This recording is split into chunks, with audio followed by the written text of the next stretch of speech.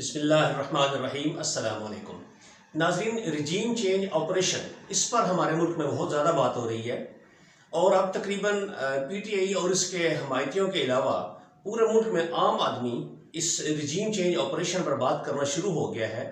وہ اس لیے کہ اس آپریشن کے بعد جو حکومت ہمارے اوپر مسلط کی گئی اس کے اقدامات کی وجہ سے، اس کے خاص طور پر جو معاشی اقدامات ہیں ان کی وجہ سے تقریباً ہر آدمی کا جینا مشکل ہو چکا ہے۔ جس قدر مہنگائی کر دی ہے انہوں نے، اس لیے اب ہر آدمی جو پہلے اس سیاست میں دلچسپی نہیں رکھتا تھا، اب وہ بھی ان اقدامات کی وجہ سے زبان کھولنے پر مجبور ہو گیا ہے۔ ناظرین، اس میں آپ سے ایک دو باتیں کرنا چاہتا ہوں کہ جو امریکی سائفر کی بات ہوتی ہے، جو امریکی مراسلے کی بات ہوتی ہے، اور جو عمران خان صاحب نے کہا ہے کہ اس کی تحقیقات ہونی چاہیے کہ یہ مراسلہ کس نے بھیجا، پاکستان میں کس کو بھیجا، اور اس کے اوپر عمل کس کس نے کروایا، کون کون سے عناصر اس میں شامل ہیں۔ ناظرین، اس میں ایک دو باتیں بڑی اہم ہیں کہ اگر ہم چاہتے ہیں کہ ہمارا ملک ترقی کرے تو ہمیں اس امریکی مراسلے کی تحقیقات صاف اور شفاف کرنی ہوگی۔ اس کے بغیر ہم کبھی بھی اس ملک کو آگے نہیں بڑھا سکتے۔ اس کی وجہ کیا ہے؟ وجہ یہ ہے ناظرین، دیکھیے، ہمارے ملک کو بنے ہوئے 70 سال سے زیادہ کا عرصہ ہو چکا ہے، لیکن ابھی تک ہم نے ایسی کوئی پریورٹیز طے نہیں کی کہ جس پر ہر حکومت عمل درآمد کرے، جس کے اوپر چل کر اس پاکستان کو ایک ترقی کی راہ سے ہمکنار کیا جا سکے اور عوام کے لیے بہتری کے چانسز پیدا ہوں۔ اس لیے ناظرین دیکھیں، بنگلہ دیش جو 1971 میں ہم سے الگ ہوا تھا، وہ ترقی کی رفتار میں اکنامکلی ہم سے بہت آگے نکل گیا، ہم سے الگ ہوا اور ہم سے بہت آگے نکل گیا۔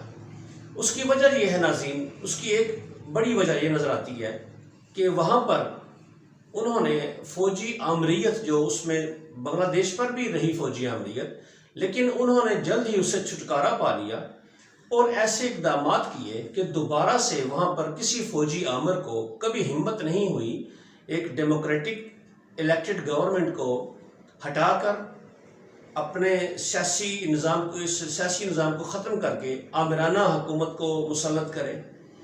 اس نظام سے انہوں نے چھٹکارا حاصل کر لیا۔ یہ بڑی وجہ ہے کہ وہاں پہ جمہوریت کو پھلے پھولنے دیا گیا، اور جمہوری اقدامات کی وجہ سے، عوام کے منتخب نمائندوں کی وجہ سے وہاں پہ ترقی اس قدر ہوئی کہ آپ دیکھیں، جب ہمارے ملک میں نون لیگ کے دور میں جب بجلی یہاں پر نہیں تھی، نون لیگ کا جو پچھلا دور تھا، یہ دور تو بہت زیادہ برا دور ہے ان کا، جب بجلی نہیں تھی، جب یہاں پر ٹیکسز بہت زیادہ لگا دیے گئے تھے، تو یہاں سے انڈسٹری بنگلہ دیش شفٹ ہو گئی تھی۔ وہاں پر ساری یہاں سے اسپیشلی ٹیکسٹائل انڈسٹری جو تھی اور ریڈی میڈ گارمنٹس کی جو انڈسٹری تھی، وہ ساری بنگلہ دیش شفٹ ہو گئی تھی۔ اس کا مطلب ہے وہاں کا انوائرمنٹ، وہاں کا ماحول اس قدر ان لوگوں نے بنا دیا ہے کہ کوئی بھی بندہ اس کے اندر انویسٹمنٹ کر کے گرو کر سکتا ہے۔ ناظرین، اس حوالے سے میں آپ سے ایک بات کرنا چاہتا ہوں، جو کہ پچھلے دنوں جو رجیم چینج آپریشن کے بارے میں جو سیمینار ہوا تھا اسلام آباد میں، اس میں ایک ریٹائر جنرل لودھی، انہوں نے چند سوالات کیے اور بڑے اہم سوالات تھے ان کے، بڑے ویلڈ سوال تھے ان کے، اور وہ ایسے سوالات ہیں کہ اگر ان کے جوابات ہم کو مل جائیں تو ہم ترقی کی دوڑ میں بہت آگے نکل سکتے ہیں۔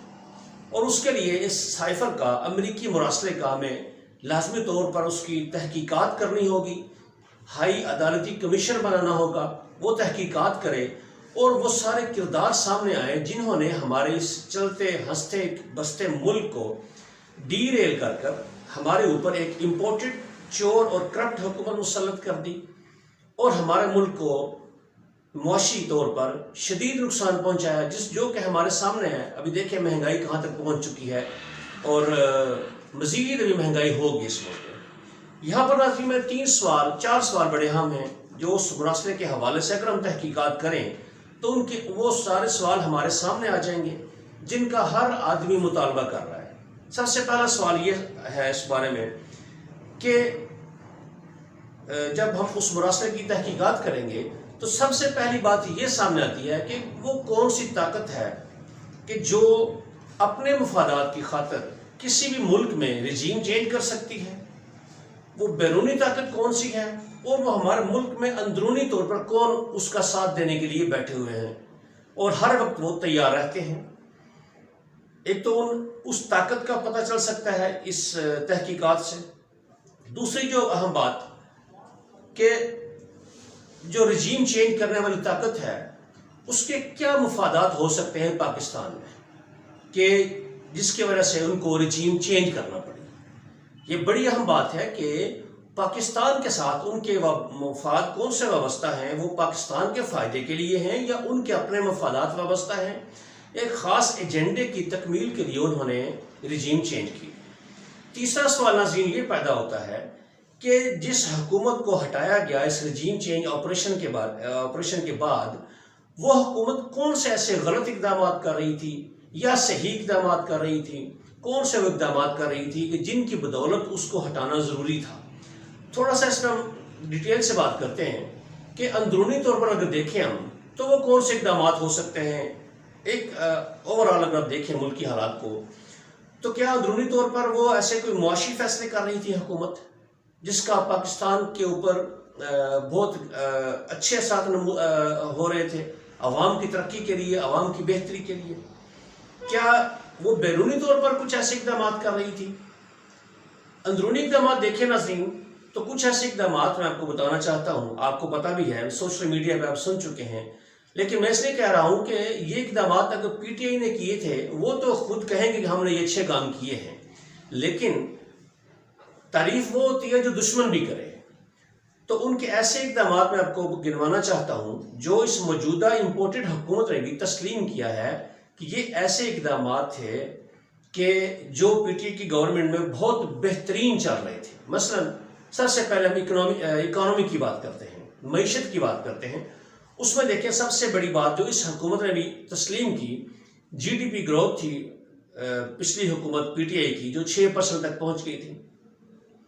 اس کے بعد دیکھیں پیٹرول کی قیمتیں 150 پر فکس کر دی تھی انہوں نے. اس کے بعد صحت کارڈ ہر فیملی کو 10 لاکھ سے اوپر، 10 لاکھ سے زیادہ کی رقم ہر فیملی کے لیے وہ دے رہے تھے، ایلوکیٹ کر رہے تھے اور بہت ساری جگہوں پر وہ دے چکے تھے. خیبر پختونخوا میں تقریباً ہر فیملی کے پاس ہے، پنجاب میں بھی تقریباً موسٹلی فیملیز کے پاس ہے اور اس کے اثرات ہمارے سامنے تھے. یہ بہت بڑی ایک ان کی اچیومنٹ تھی. اس کے بعد سستا گھر کے لیے وہ لون دے رہے تھے، گھر شروع کیے ہوئے تھے انہوں نے. اور سب سے بڑی بات 55 لاکھ تک نوکریاں انہوں نے پیدا کی جس میں پرائیویٹ سیکٹر اور گورنمنٹ سیکٹر بھی شامل تھا. یہ تو وہ اقدامات ہیں جن کو یہ حکومت بھی تسلیم کر رہی ہے. اب ہم نظر ڈالتے ہیں کہ بیرونی طور پر کون سے ایسے اقدامات ہو سکتے ہیں کہ جو سبب بنے اس حکومت کی تبدیلی کا. اور اگر ہم اس سائفر کی تحقیقات کریں گے تو کھل کر ہمارے سامنے آ جائیں گے. ہم اس میں ایک دو اقدامات دیکھ لیتے ہیں خالی کہ یہ جو سابقہ حکومت تھی اس نے بین الاقوامی طور پر امریکہ سے آزادی کا فیصلہ کیا، اپنی خود مختاری کا فیصلہ کیا، کیونکہ امریکہ ہمیں وہ فیصلے کبھی نہیں کرنے دیتا جو ہمارے ملک کے مفاد میں ہوتے ہیں یا ایسا آپ کہہ سکتے ہیں کہ جو صرف ہمارے فائدے میں ہوتے ہیں اور اس کا اس میں کوئی فائدہ نہیں ہے، اس میں نقصان ہو رہا ہوتا ہے. ایسے فیصلے وہ نہیں کرنے دیتے. تو جو سابقہ حکومت تھی عمران خان صاحب کی، انہوں نے ملک کی مفاد کی خاطر ایبسولوٹلی ناٹ کہا تھا. ایک تو یہ بات ہو سکتی ہے شاید اس وجہ سے تبدیل کی گئی حکومت. پھر انہوں نے یہ کہا تھا کہ ہم بیرونی طور پر کسی کی جنگ میں نہیں کودیں گے، کسی کی جنگ کو اپنے ذمے کبھی بھی نہیں لیں گے. اور اسی اصول پر عمل پیرا ہوتے ہوئے انہوں نے روس اور یوکرائن کی جنگ میں کوئی غیر جانبدار رہنے کا انہوں نے فیصلہ کیا تھا. کسی ایک ملک کی حمایت کا فیصلہ نہیں کیا تھا.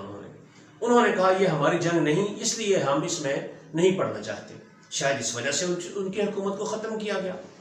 اس کے علاوہ انہوں نے اپنے عوام کی سہولت کے لیے سستا پیٹرول روس اور ایران سے لینے کے بارے میں وہ سوچ رہے تھے اور روس سے معاہدے کے بالکل وہ قریب پہنچ چکے تھے جہاں سے 40% تک 40% تک سستا پیٹرول ہم کو ملتا اور عوام کو ایک ریلیکس دیا جاتا.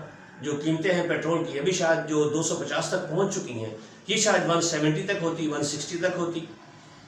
گیس بھی سستی وہاں سے مل رہی تھی ہمیں. اس کے بعد آپ دیکھیں شاید اس وجہ سے اتارا گیا. اگلا سٹیپ یہ ہو سکتا ہے کہ چائنا کے پاکستان بہت قریب ہو رہا تھا، شاید اس وجہ سے اتارا گیا کہ چائنیز بلاک میں کیوں آپ جا رہے ہیں، شاید یہ بھی ایک وجہ ہو سکتی ہے ان کی. اس کے بعد اگر آپ ناظرین نظر ڈالیں تو بیرونی طور پر تو یہی اقدامات ہمیں نظر آتے ہیں، لیکن اب اس کے جو ریبرٹل آیا امریکہ کی طرف سے، اور واضح طور پر وہ کہہ رہے ہیں کہ اب آپ ہمیں بتائیں کہ آپ ہمارے ساتھ ہیں یا ہمارے خلاف. یعنی کہ اب پاکستان کی یہ سچویشن ہو چکی ہے، معاشی طور پر پاکستان کا دیوالیہ نکل چکا ہے، اور سیاسی طور پر بھی اتنے مخدوش حالات پیدا کر دیے گئے ہیں کہ ملک خانہ جنگی کے دہانے پر کھڑا ہے. اب دیکھیں اس کے اثرات کیا ہوں گے اگر ہم امریکہ کی گود میں بیٹھ جاتے ہیں جا کر، یا چائنا اور رشیا سے دور ہو جاتے ہیں، ایران سے دور ہو جاتے ہیں، تو اس کے نتائج کیا نکلیں گے؟ سب سے پہلا نتیجہ جو ہوگا وہ افغانستان سے ہمارے تعلقات خراب ہو جائیں گے. وہ اس لیے کہ افغانستان میں جو حکومت ہے طالبان کی، وہ اس میں بہت زیادہ کردار ہے چائنا کا. وہاں پہ جو امریکہ کو شکست ہوئی ہے اس میں چائنا کا سفارتی طور پر بہت اہم کردار ہے. اور طالبان کی حکومت اس وقت پرو چائنا کہہ سکتے ہیں آپ اس کو، پرو امریکہ نہیں کہہ سکتے.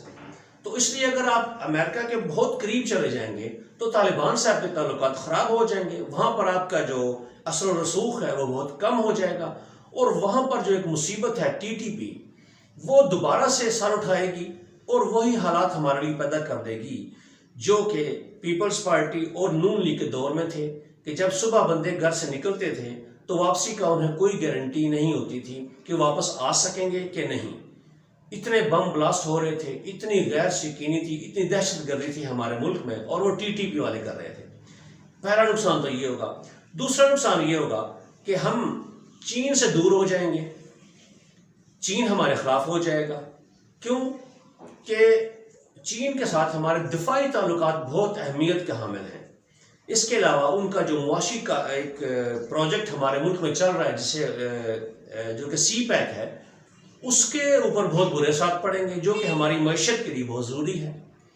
اس کے علاوہ سب سے بڑا نقصان جو ہمیں ہو رہا ہے، اگر ہم امریکہ کے بہت قریب چلے گئے تو روس ہمیں کسی طرح کی بھی فیسلٹیز دینے سے انکار کر دے گا، جیسا کہ اس نے کر دیا ہے کہ سستا پیٹرول وہ دے رہا تھا 40% تک، اس سے زیادہ پر بھی وہ ایگری ہو سکتا تھا.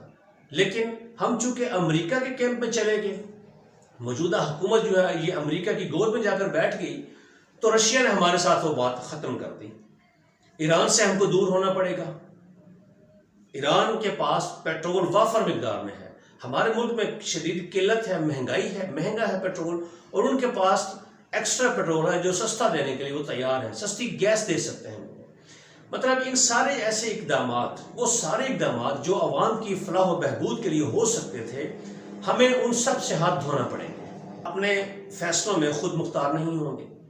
تو اس لیے یہ سارے جو نقصانات ہیں یہ ہمیں اٹھانا پڑیں گے اگر ہم امریکہ کی کیمپ میں چلے گئے.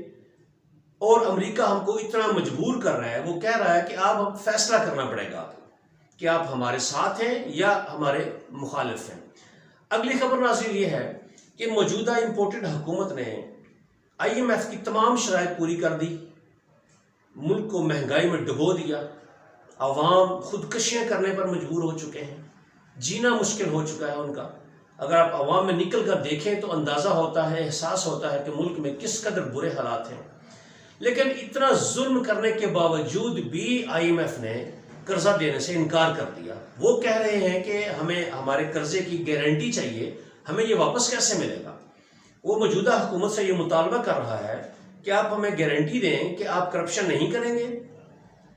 ہمیں اس بات کی گارنٹی چاہیے کیونکہ آپ سب لوگوں کے بارے میں یہی ایک ریپیوٹ ہے کہ آپ انٹرنیشنل لیول پر چور ہیں، اور آپ کے ملک میں کرپشن بہت زیادہ ہے. اور حالیہ اقدامات جو کہ اس گورنمنٹ نے خاص طور پر جو نیب کو ختم کر دیا اور 50 کروڑ کی کرپشن تک انہوں نے سر عام اجازت دے دی کہ نیب صرف اسی کیس کو سن سکے گی جو 50 کروڑ سے زیادہ کا ہوگا. 50 کروڑ ایک بڑی اماؤنٹ ہے ناظرین. تو 50 کروڑ تک ابھی اجازت ہے آپ کو عام کرپشن کرنے کی. آپ غبن کر لیں، گھپلے ماریں، رشوت لیں، لوٹ مار کریں. اگر 50 کروڑ سے نیچے ہے تو آپ کو کوئی پوچھنے والا نہیں ہے. اور 50 کروڑ سے اوپر ہوگی تو پھر شاید نیب آپ پہ ہاتھ ڈال سکیں. تو اس طرح کی جب آپ قوانین بنائیں گے تو کون آپ کو قرضہ دے گا؟ تو IMF جس کے اوپر یہ بڑی خوشیاں منا رہے تھے کہ IMF ہمیں قرضہ دے گا، اس کے بعد پھر ہمیں دبئی، سعودی عربیہ، چائنا سارے ہماری ہیلپ کریں گے، کیونکہ وہ اسی بات کو دیکھ رہے تھے کہ IMF پہلے قرضہ دے تو پھر ہم بھی آگے آئیں گے. لیکن IMF نے کڑی شرائط منظور کروانے کے بعد بھی ایسی شرط رکھ دی ہے کہ جو اس موجودہ حکومت کے اختیار میں نہیں ہے.